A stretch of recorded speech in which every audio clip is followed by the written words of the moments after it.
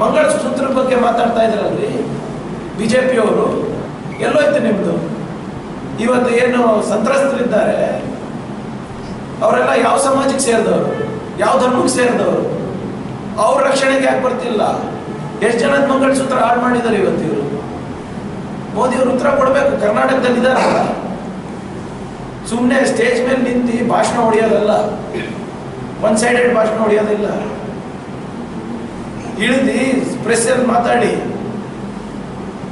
ಹೇಗೆ ಏನಾಯ್ತು ಅಂದ್ಬಿಟ್ಟು. ಈಗ ಯಾರು ಮಂಗಳಸೂತ್ರ ಕಾಪಾಡಬೇಕಾಗಿರೋ ಧರ್ಮ ಯಾರ್ದಪ್ಪ? ಈಗ ಅಮಾನತ್ ಮಾಡ್ತೀರಾ? ಅದೇನು ಅದು 4 ಜನ ಇದ್ದಾರೆ ಈ ಪಕ್ಷದಲ್ಲಿ, ಅವ್ರ ಮುಖ್ಯನೇ ಅಮಾನತ್ ಮಾಡಬೇಕು, ಅವ್ರಪ್ಪ ಎಂಡಾರ್ಸ್ ಮಾಡಬೇಕು, ಮುಗಿದ ಕತೆ. ಅದು ಅಲ್ಲ ಕೇಳ್ತಾ ಇರೋದು ನಾವು. ಮಹಿಳೆಯರಿಗೆ ಇದು ಯಾವಾಗ ಸಿಗುತ್ತೆ? ನ್ಯಾಯ ಯಾವಾಗ ಸಿಗುತ್ತೆ? ನಾವು ನ್ಯಾಯದ ಪರವಾಗಿ ನಿಂತ್ಕೋಬೇಕಾ, ಅವ್ರಿಗೆ ಅಮಾನತ್ ಪರವಾಗಿ ನಿಂತ್ಕೋಬೇಕಾ?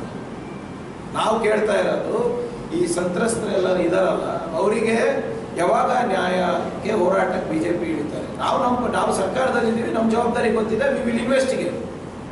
ಬಟ್ ಹುಬ್ಳಿಗೆ ಒಂದು ನ್ಯಾಯ, ಹಾಸನಿಗೆ ಒಂದು ನ್ಯಾಯ ಹೆಂಗೆ ಬಿಜೆಪಿಯವ್ರ ಕಡೆಯಿಂದ?